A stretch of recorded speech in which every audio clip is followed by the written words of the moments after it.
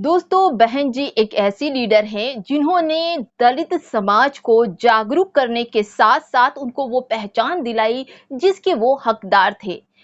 मान्यवर काशीराम जी ने जिस तरह से बहन जी को सिखाया, वो तमाम खूबियां काशीराम जी की बहन जी में साफ नजर आती हैं। बहन जी ने अपने समाज को आगे बढ़ाने के लिए हर वो प्रयत्न किया जो उन्हें करना था। तमाम तरह के कटीले रास्ते तय करते हुए बहन जी ने अपने दलित, शोषित, वंचित भाइयों के लिए एक ऐसा काम किया जिससे तमाम लोग उन्हें बहन ही नहीं अपने घर का सदस्य भी मानने लगे थे। बहन जी ने उन तमाम दलित, शोषित, वंचितों को सबसे ज्यादा पढ़ने पर जोर दिया। उन्होंने जब उनकी सरकार आई उत्तर प्रदेश में, तो यहाँ पर जिस तरह से दलित बच्चों का एडमिशन नहीं होता था जल्दी, क्योंकि पैसा सबसे बड़ी चीज होती थी। जब बहन जी आई तो उन्होंने छोटे बच्चों को आरक्षण दिया। दलित बच्चों को, जो अल्पसंख्यक है, उन तमाम बच्चों को स्कॉलरशिप देने का काम किया। उस स्कॉलरशिप से दबे कुचले शोषित बच्चों का शिक्षा दिया गया।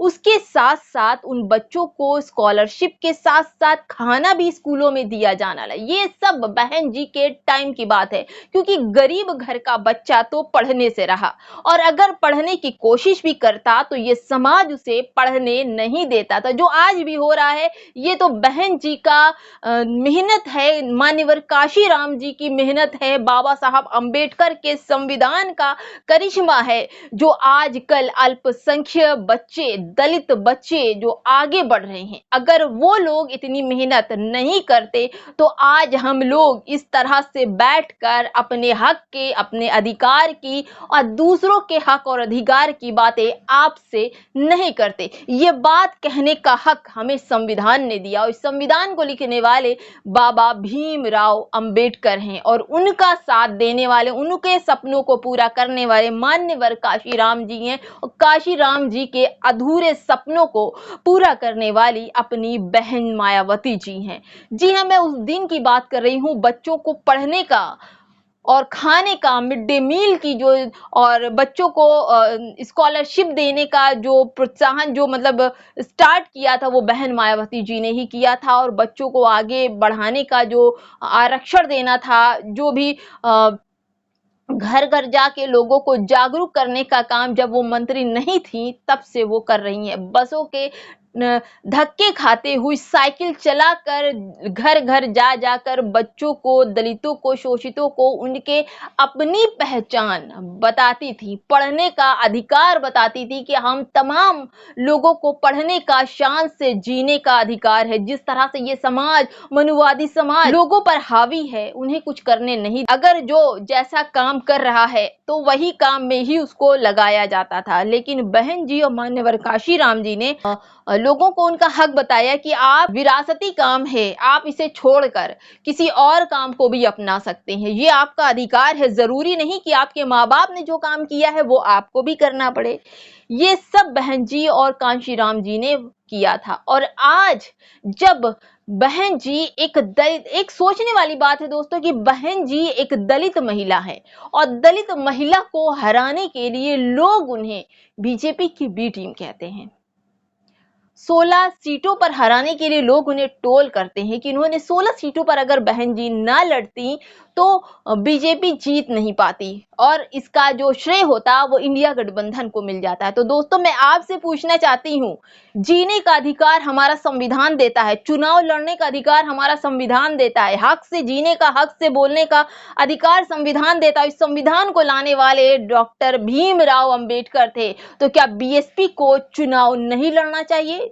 जबकि देश की सबसे बड़ी पार्टी है, और उनको क्या चुनाव नहीं लड़ना चाहिए? उनको ये पता हो जाए कि बीजेपी लड़ रही है या इंडिया गठबंधन लड़ रही, तो हम चुनाव नहीं लड़े।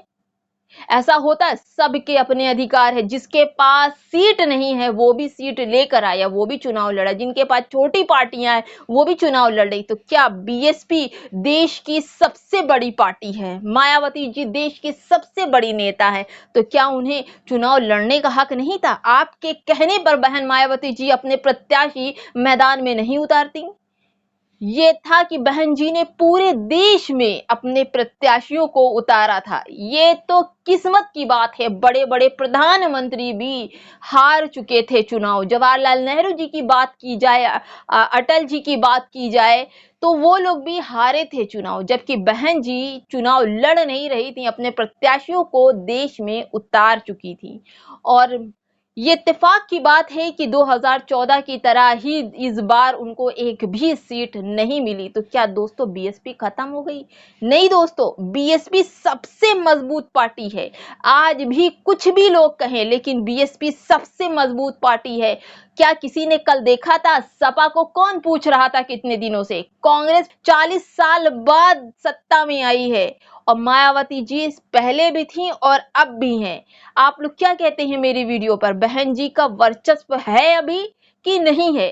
ये आप लोग बताएंगे। और अब मैं कहती हूं कि मेरे दलित शोषित वंचितों भाइयों, एक हो जाइए। जिस तरह से बीएसपी को खत्म करने की ये तमाम लोग कोशिश कर रहे हैं, क्योंकि आप सभी लोग बीएसपी से जुड़े हैं, बहन मायावती जी को बहन और माँ की तरह पूछते हैं, एक देवी की तरह पूछते हैं, क्योंकि उन्होंने जो अधिकार आपको दिलाया है, शायद ये इंडिया गठबंधन वाले हो या बीजेपी के एनडीए वाले हो आपको अधिकार दिला सके। पूरी दुनिया एक हो जाएगी तो भी आपका कोई नहीं, क्योंकि दलित शोषित वंचित मुसलमान हमेशा से अकेला रहा है। पार्टियां सबकी बनी हैं, सबने अपनी अपनी पार्टी के लोगों को उतारा है, लेकिन जहां पर दलित शोषित वंचितों और मुसलमानों की बात होती है तो हर लोग उनसे छोटा ही काम कराते हैं। बड़े काम तक ले जाने के लिए उनकी जाति देखकर उनको पीछे कर दिया जाता है। दोस्तों, पीडीए की बात करने वाले अखिलेश यादव भी इस चीज पर काम नहीं कर रहे हैं। आपको याद होगा अकबर नगर में घर तोड़े जा रहे हैं, बुलडोजर से घर तोड़े जा रहे हैं, वहां पर सपा जीती है, लेकिन कोई कुछ नहीं कर पा रहा। यही अगर बहन मायावती जी होती, किसी भी तरह से मजाल है घर के दलितों शोषित वंचितों मुसलमानों के घर की एक ईंट भी ये सरकार हिला पाती। ये तो मजबूरी है कि आप लोगों ने बहन जी को कोई सीट नहीं दिलाई, लेकिन बहन जी आज भी मजबूती के साथ दलितों शोषित वंचितों मुसलमानों के साथ खड़ी हैं। फिर भी देखते हैं दोस्तों, जैसा भी आपकी राय होगी हमारी वीडियो पे, हमें कमेंट बॉक्स में अपनी राय जरूर दीजिएगा। चलते हैं दोस्तों, फिर मिलेंगे नई खबर के साथ। जय भीम, जय संविधान, नमस्कार।